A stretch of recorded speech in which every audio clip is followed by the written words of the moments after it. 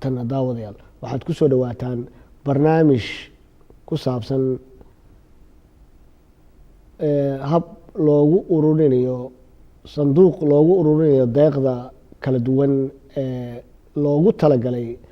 ardayda wax ka barata dugsiyada gobolkaasi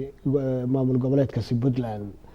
waa kan barnaamijkii oo runtii ah barnaamij aad u xiiso badan wasaaradda waxbarashada ee dowladda Puntland ayaa maanta soo bandhigay sanduuq dhaqaale loogu ururinayo ardayda iyadoo ku guuleysatay imtixaanaad sanadeedka isla markaana looga bixinayo deeqaha waxbarashada waxaana munaasabadii lagu soo bandhigay sanduuqaasi ka soo qaybgalay mas'uuliyiin badan oo ka socota dowladda Puntland iyo kuwa ka socda hay'adaha caalamiga waxaana goobtaasi ka hadlay wasiir ku-xigeenka wasaaradda waxbarashada Cabdiraxmaan Diiriye Carab oo isagoo si rasmi ah u sharaxay sanduuqani dhaqaalaha lagu ururiyo waxa loogu qaban doono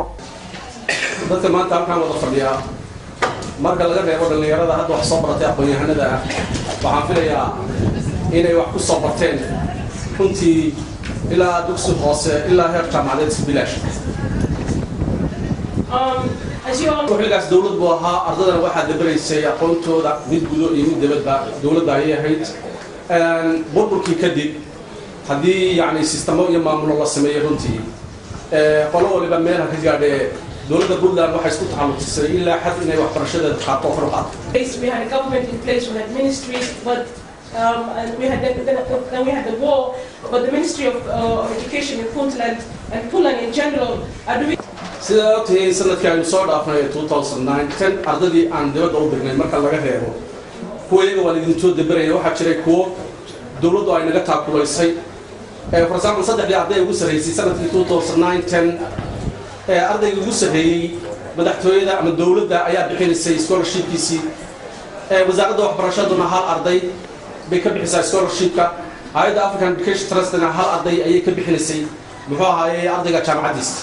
asraadeed waxa laga fikiray barnaamijka kan in la ballaariyo sababta waxa weeyaan haddii sanad walba hal iyo laba arday la hal diro runtii waxa ka soo baxa dalkeena ama ardayda wax u barata sanad walba ugu yaraan waxa weeye